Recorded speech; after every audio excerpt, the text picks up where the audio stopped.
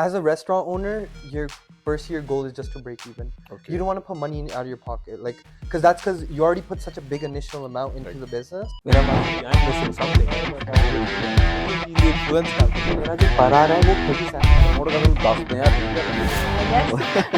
Yeah, it's You don't want to put money out of your pocket, like, because Interview your future self with Tabish Shad.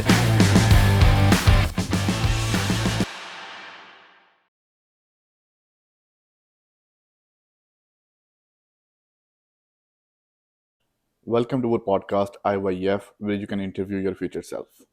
Do you also have a dream of owning a food franchise in Canada and you're wondering how to buy one and what are the requirements to run it? So let me tell you, the individual we have on our podcast today owns a fresh burrito in Sheridan Plaza, Brampton, which is one of the prime locations in GTA. And he's here with us today to guide you all that how you can also buy one and how to run it and what are the ins and outs of owning a food franchisee. So without any further ado, let me introduce you to your future self, Mr. Sahil. hey, Sahil, welcome to our podcast and we really appreciate you taking our time today. no worries, brother. Great. Now, Sahil, the first thing I want to ask, I know that you're born and brought up here and your parents moved here a long time ago, right? Mhm. And you had every privilege growing up here and you're quite young. Now, while most people would think that 20s is their prime time to have fun, what actually inspired you to become a business owner at such a young age? Well, it's my parents, man. To be very honest with you, like, I seen them working hard my whole life, and then I like, it's something in me that just said that, hey, I don't want to stress my parents too much. So like at the age of 16, it was just like when it just all started off with an allowance, right? I Okay. used to get $10 a week, and then I used to see my friends get more, right? And I was like, all right, that's what my parents could provide me right now. They could provide more, but it's like they're strict. Yes. And then it's like, all right, but I want to enjoy. Yeah. But I have to do it myself. Mm-hmm. So then that's why I started working at the age of 16, and then that's where it went on from. Great. And where did you start working? I honestly started a day at a time at my dad's warehouse where he used to work. Okay. I used to work at a warehouse, do garbage, cut cardboards, Okay. right? And then from there, I went to Amazon warehouses, did a couple summers there, Mm-hmm. did some door-to-door sales with Canadian Property Stars, Okay. right? And then eventually, when I was in high school, when I was 17, I started working at Laziz that just opened near my high school. Okay. So you had experience of restaurant industry before you started your own. Yes, I did. Yeah. Okay. Could you also give a detail about that experience? Well, again, at the age of 17, I'm pretty young. Like, I was just more focused on the money than the job. Okay. And then it was like, as I went through the restaurant, I kind of started learning. I'm like, okay, I had a great mentor, by the way. And Okay. then when he hired me, he gave me a chance. And then what we're looking for these days is experience. Like, Right. as an own business owner right now, I'm looking for work experience. Yeah. I didn't have any, so someone played a chance, Mm-hmm. right? I worked day and night over there as well. Like, right after high school, I used to jump in over there. And again, you just learn So you were still studying when you were working. Yeah, I was in high school. I was in grade 12. Yeah. Okay. What did your schedule look like? I used to leave school like exactly at like 3 o'clock, and then my shift would start at like 3:15. And that was only because one of those colleagues I used to work with, he's an international student, so he had to go to college. He had his programs, right, and then he had to go for his course, and then I could jump in right away. Because Okay. our schedule used to be so tight. Again, because of a new restaurant, Okay. like you got to manage like how many people you got to call in when it's busy and when it's not busy. You know, this is really inspiring, Sahil. You're going to your high school, and you're just 15 minutes later. You're starting your shift. I used to have to change my clothes right in the storage room and then start working right away. No wonder you're here today, brother. That's again, it is a hard work pays off, man. Yeah. That's what it is. Definitely. Right? Friday nights, Saturday nights, friends were enjoying. I was at the restaurant busy. Yeah. Great. So, Sahil, why did you choose Bruto Business? Was there any emotional attachment? It's more like I kind of there was some sort of attachment just because the guy I used to work for, right? He had a part in that chain, Okay. and then throughout the 5 years, like before they opened their first location in Brampton, Mm-hmm. one of the other owners, they used to bring in their food to us, and then we used to try it out, right? And it used to taste really good. Mm-hmm. And then this one time he actually asked me too, like my opinion would it matter like that, right? But he's like, Yeah. would it work in Brampton? I'm like, yeah, it definitely would. Yeah. And then they ended up opening one on Queen and Kennedy, Mhm. and then from there I seen like they opened like 2 locations and 3 locations, and I'm like, wow, it's a It's fast growing exploding. chain. It's exploding, right? Yeah. And then again, I'd more like just because you want to know the people you're getting in bed with, right? Like, Right. so I knew both the owners of the chain. I felt comfortable saying that, okay, they have my back when I joined the chain, Awesome. and that's pretty much it. Okay. So you're partners with your own owner. Owner, yeah, basically that's what it was. Like, again, I learned from them. They were role models for me, right? Yeah. And then and it's trending. Burritos, right? It's healthy. People like Right. healthy food, right? Exactly. It goes from shawarmas to burritos, bowls, and all that. Yeah. So, Sahil, can you give us a detailed step-by-step guide that how you can buy your own fresh burrito for people who are specifically interested in this franchise? In this franchise, you need a lot of work experience. From what I've seen, Yeah. the way they hire people, Mhm. they hire like they, within their employees, people own locations. So like the Because they have guy, experience. yeah, because the Okay. guy I used to work for, like his first 2-3 employees Yeah. all own restaurants. Oh. They all have a partner restaurant or own their own restaurant. Okay. And why is that? Because because they've seen their employees work really hard at their locations, Mhm. and like, all right, they'll be able to run our chain. It's a Right. name game. Like you wouldn't just give your restaurant to someone who's just there to make money, because they're gonna be like, all right, they're gonna cheap out, they're gonna cut costs and everything, right? Makes sense. They will experience talks. Makes At the end sense. of the day, experience talks. So if somebody gets hired in such a franchisee Mhm. and they work really hard and they make good net connections with their owner, Yeah. they might be opening their own franchise. Definitely. one So day. like when I first opened too, like, because again, I remember what my old boss used to tell me, and then to motivate my employees, I was saying Mhm. the same thing. I'm like, one of my guys, he wants to get into the restaurant business as well. Right. I'm like, hey, burrito's not a bad thing. You're already working here, and then you're working a different one too, right? Yeah. So gather up your experience, and then in the future, Mhm. if there's a possibility, I would definitely want to help you out, right? Yeah. I don't know what the future says, but again, I would definitely want to do that, because again, that's what I'm seeing my role models do, and then I would love to do that as well. Right. And so, what is the investment involved in opening a fresh burrito? A lot of money, man. It's like there's a lot to it. There's like franchise fees, like Mhm. prices go up and down, right? But like Mhm. they're actually going up. Okay. But like a minimum 25,000 for the royalty fee, franchise fee. Okay. Then you gotta look for your place, where you're going, Right. and the location I'm at, it's Brampton. That's like deep Brampton, Yeah. like that's where everyone goes. I know. So rent is really expensive there. Mhm. Then everything varies too, like based on how much loan you take, how much your down payment is, right? Yeah. So for me, for my down payment was like I was saving up. Okay. Because again, I wasn't the type to spend that much. I was just more of saving, right? Mhm. And I saved up throughout the thing. Then I got help from my parents as well, Okay. and they were able to cover half my down. Okay. And then we got a loan as well. Okay. And with the loan, it's like high interest rates and everything. So everything varies, right? Like based on when you want to open, when you don't want to open. Okay. Let's take out an average. What is the investment people are looking at? As of right now, based on this economy right now, you're saying minimum 400, $400,000 400,000 to open a fresh burrito. to open a fresh business. And how much they're going to pay in royalties? It goes 7. It's 7%, so it's 5 plus 2, right? So what it does is 5% overall, and then 2% for marketing. So For like marketing. they have a lot of influencers Mhm. connected. They have a lot of connections with influencers. Right. Toronto Blog TO, right? Yeah. A couple other famous influencers around Brampton, right? Okay. TikTok is a big thing, so Mhm. they're using that a lot. Okay. And then their promotions, bus stops, buses, you see their deals everywhere. Right. Yeah. Right. So 7% will go into royalties, 5 would go into royalties, and 2 would be used for marketing. marketing. Yeah. And what is the margin rate? Margin rate, again, in the first year, you don't look at that, Okay. because everything varies, right? Like, one day how many employees do I have to call? You gotta look at labor costs, you gotta look Yeah. at food costs, Yeah. then you gotta look at your other expenses, Right. right? So food costs and labor costs Mhm. goes up and down like stocks. Okay. Sometimes veggies are expensive, sometimes meat's expensive. Like it's hard to tell, Okay. right? But like with that being said, it's like if you have everything controlled based on the 40% food cost, Mhm. 20% labor cost, that's what they taught me. Okay. So your overall sale, you get your labor cost out. Okay. That has to be 20% and under for you to be successful, based on your expenses. Okay. Same thing with food costs. So your Okay. overall monthly food cost bill Yeah. has to be 40% and under for you to be making a profit. Makes Then you sense. got your other expenses too. Okay. So my situation is different from other people's situation because I pay so much rent in Brampton. Mm-hmm. They compared to locations in like somewhere like Guelph, Yeah. their rent is literally 1/3 of my place, right? So that means you're making more money than me Okay. because I'm spending more money in rent, right? But you're also in the prime location. You will have more Prime- customers. Again, being a new restaurant, you need a lot of patience for that, Right. right? It's like again, like I said, the restaurant I used to work at too. I was their first employee, Yeah. so I seen from day one till where it's at right now, Yeah. and it takes a good 2-3 years for it to be successful like that. 3-4 years. 2-3 years, yeah. 2-3 years.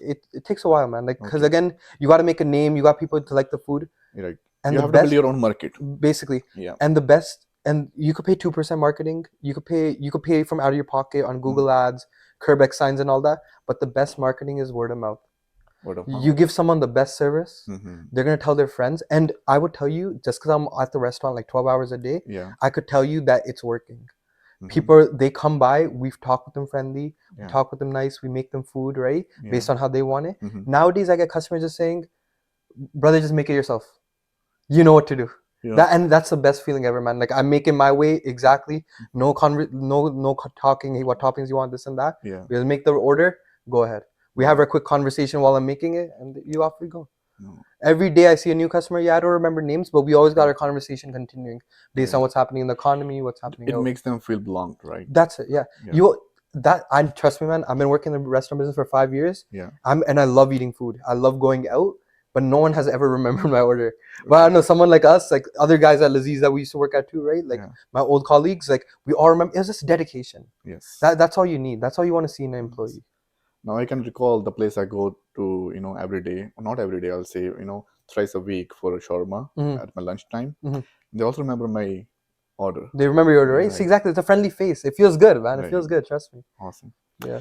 So Sahil, we are still waiting on, let's say the business has been there for 3 years. Now it has started making profits.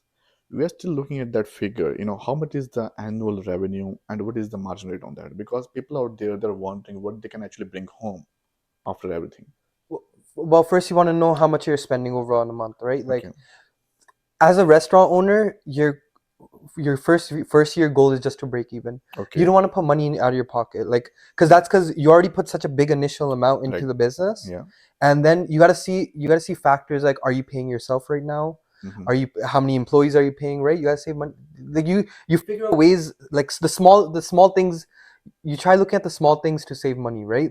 Okay, should I call this staff member an hour early or could I handle it myself? Right? So things like that. Cut the cost. Cut the cost. Yeah, exactly. How much food? Chicken's getting expensive. What should we do?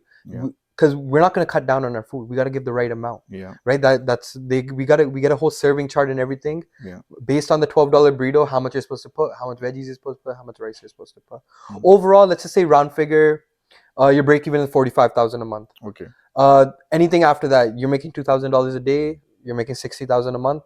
You can see a monthly profit of $15,000. And from that $15,000, it's on you what you want to do. Okay. Do you want to completely pay off your loan right away? Okay. Do you want to keep that sum for yourself for your salary? Right. And then put it back into the business, right? Okay. Because again, in the restaurant business, it's not consistent. Okay. So you can't be happy with one restaurant. Okay.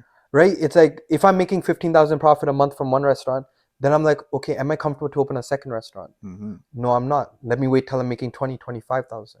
Okay, now I'm paying off my loan. Now I have extra cash to play around too. Right. Because again, when you open that second restaurant, Yeah. you got to start from day one again. You got to start from those slow sales to no sales at all. Right? And then that's where it's like, all right, the money I'm making from my first restaurant, that profit is going to go towards my second restaurant to even out. Get it established. Yeah, exactly. Okay. And then that's why people don't have just one restaurant. They go for the second. Because once you get that first restaurant feeling, it's like, all right, now you're hungry for more. Right. Now you want to start making more money. You always want to do expansion, right? Definitely, yeah. Sahil, you are a new restaurant owner. You have been working in the restaurant industry for 5 years. I want to know, what are the responsibilities of a new restaurant owner? As a new restaurant owner, my main responsibility is my employees, actually. Okay. One thing is because I'm responsible to train them and give them the right food. Health-wise, safety-wise, there's so much to it to a restaurant because, again, you're selling food. Yeah. People are eating this food. It has to be damn perfect. Like, you can't risk raw food. You can't risk old veggies. You can't compromise on all that. True. If the meat's gone bad, you throw it out. If something's too old, you throw it out. Okay. Like and it's fresh burrito. The way I have it organized at my location, where it's like we make small batches because we're a new restaurant. Okay. So the moment it runs out, you go to the back, start making new tofu. The moment it runs out, you start making new chicken. So it's actually fresh. Yes, because it's actually fresh. Exactly. And that's what we're promoting, right? The fresh salsa, fresh guacamole, fresh food. And that's what people want. Makes sense. So there's, again, health inspections. It happens randomly. And you always got to be prepared for that. So I tell my staff members, I'm always telling them, like, happen any week. And that's why they're always 10 toes down, always keeping everything clean. Because it matters where you put the meat. It matters where you put the veggies. If you open your fridge right now, your chicken's over there, your veggies over there, like, it wouldn't matter. Yeah. But in a restaurant business, you're feeding about 100, 200 customers a day, right? You want to make sure the food is good for them. Okay. That's a big responsibility. Other than that, like me walking to a restaurant, making sure everything's ready, right? There's a lot of customer dealing. Like, we get reviews and everything, so I'm responsible for all that. Okay, great. So what is the downside to the restaurant business? What can actually go wrong that you need to be mentally prepared for? We're actually going through it right now. Like, recession talk, high interest rates, people not having jobs. It's a full loop, man. Like, people start losing hours at their job. Yeah. So what does that mean? They don't have enough money to spend. If they don't have enough money to spend, I'm not going to be making money. Yeah. Right? If I'm not making money, then I can't give other people jobs. Yes. Right? So it's a full circle. Right. Right? So again, it's just about, you got to be prepared for the economy. And as a new restaurant, it's actually pretty tough. Mm-hmm. Just because of what's happening. It's a situational thing, right? Okay. Some people open their restaurants in the perfect market. Like when minimum wage, I don't know if you remember when minimum wage went from $11.85 to $14. Yeah. That's when people were like spending money like crazy. Because again, they had extra money to spend. Right. And that was the prime time when restaurants were booming. Wow. I haven't looked at that in that perspective.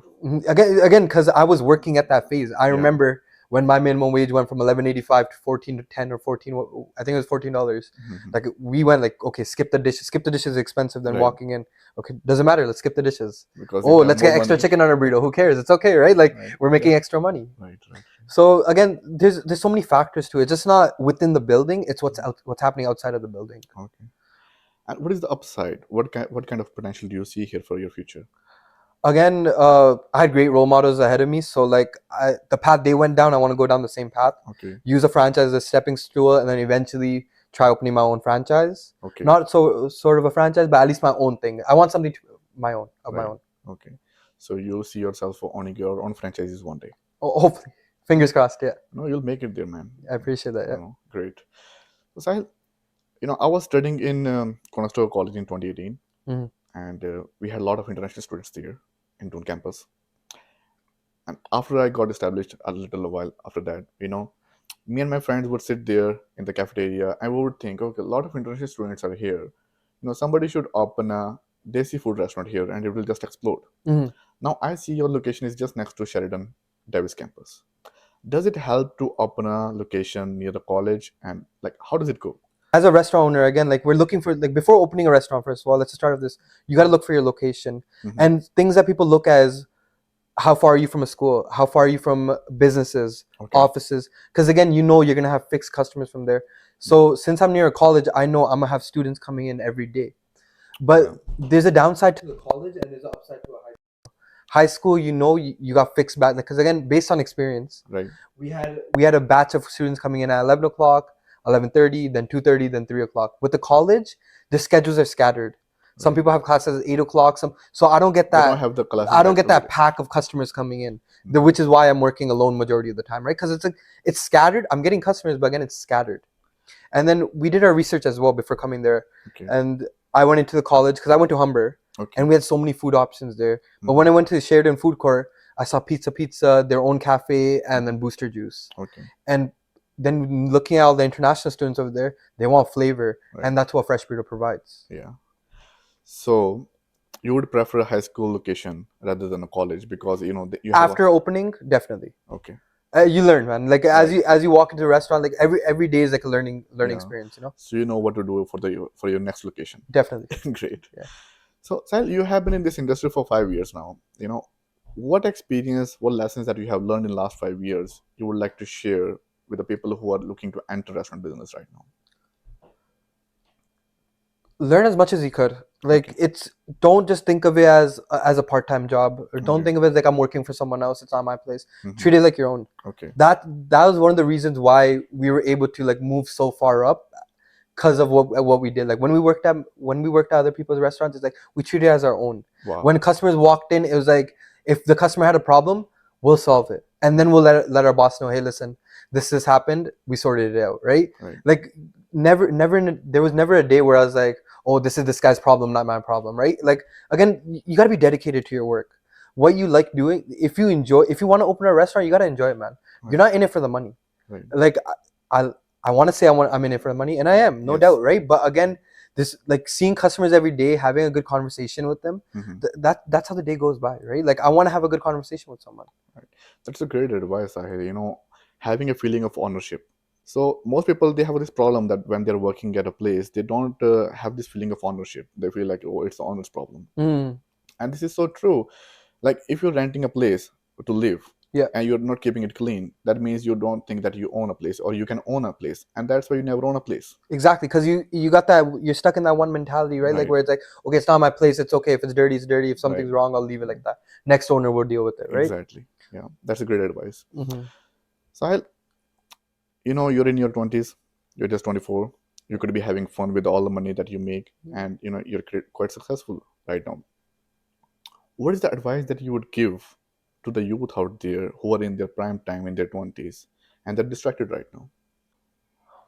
Goals. That's one thing for sure. Like in my like throughout, like after I was done college, is like my first year was just goalless. Like I was just working, making money, having my fun, right? Okay. But then I stepped into it after that, and I'm like, my dad told me the same thing. He's like, don't be stuck in your comfort zone. Like Mm-hmm. you're making good money at the restaurant. Above minimum wage. Like it's an easy job. Because again, transitioning from a warehouse to a restaurant, Yeah. bro, you could do anything at it. That's the only reason why I'm able to work 12 hours a day, Right. because I went from a warehouse to a restaurant, right? But again, money was good. Everything's fine. I had no expenses either. Like I just took care of my own expenses. My parents didn't stress too much about that, right? Mm-hmm.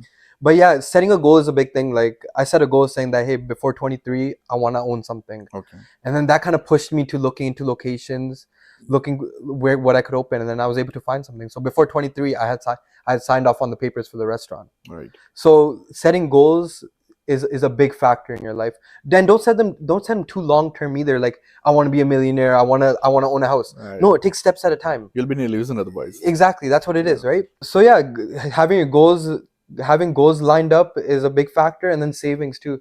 Because in this economy, you don't know what's gonna happen. Right. You're gonna have a job. You're not gonna have a job. Who knows? Yeah. Right. So having savings, budgeting, and all that is very important. Right. So from your story, I have also derived one more lesson, that the people you associate with. I have been interviewing very successful individuals, all this past few months, and this is a common thing among everybody. The people you associate with. You were sitting with people who already own chains, who already own restaurants, and now you own one, Mhm. right? What would you advise people on their company, on their association, that who should they hang around, and what kind of effect it can have on them? I have two groups that I hang out with. All right. Okay. The privilege of working at a restaurant, the privilege of working, I'd say it's actually a privilege to work in a warehouse too. Who was I surrounded by? International students. Right. Is a motivation factor for me to, like, they're leaving their home country, they're coming over here, Mhm. and they're working hard. They're working twice as hard as us Right. because they got so many more expenses, so many things. So me working with the international students, seeing how hard they work, Yeah. it kind of just put, like, again, since I was working so much, Yeah. I was around international students majority of the time, It sparks and a fire. that kind of just passed on to me, and then Mhm. that's why I was able to work so hard. I was so much more motivated Yeah. because of the people I used to work around. Mhm. Yeah, I have my friends group as well, Yeah. but since I was hanging around international students more, at the restaurant more, that kind of changed my whole perspective of how to work in life. Right. Right. Right. And then that was one of the reasons why I was again able to get here. Right. Why did I want to open in College Plaza? I saw an open place, Yes. but I didn't think twice about what happens in the plaza or whatnot. The only thing I thought of was international students are here. Right. Most genuine people ever, most hardworking people ever. Great. If I'm working alone in the restaurant, I got 5 people lined up. They're like, don't worry, brother, take two extra minutes. It's okay, we'll wait. Wow. Yeah, again, it's perspective, how you Mhm. want to think about it. Awesome. We appreciate that compliment. No worries, brother. Great. Sahil, it's been a great talk with you today, right? And honestly, I have a huge respect for individuals who get serious about their life at early stage and who want to build their own empire, right? And that leaves us with you. So this is it, Sahil. Thank you so much for taking your time today. And I'm telling you that I'm fully pumped up right now. This is what it does to me sitting with people like you. I feel more motivated. I feel more inspired to go out there in my field and rock it. Appreciate that, brother.